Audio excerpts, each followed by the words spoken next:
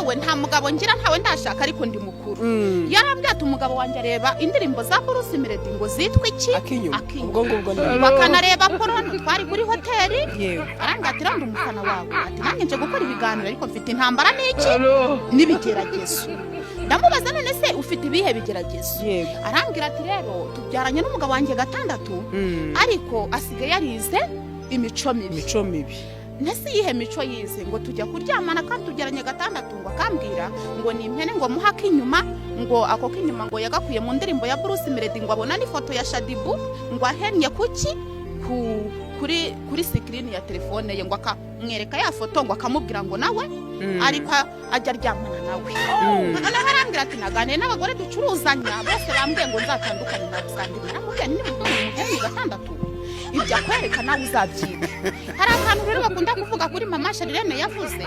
bakakabara n'ikosa ariko ntabwo ari ikosa aravuze ngo bagore mwige kuba indaya imbere y'iki y'abagabo banyu rero nk'umuntu ubyaye gatandatu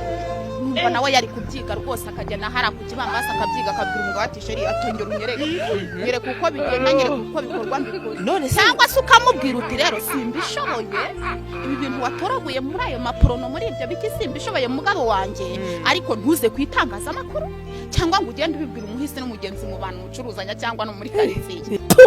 agicucu wa mugabo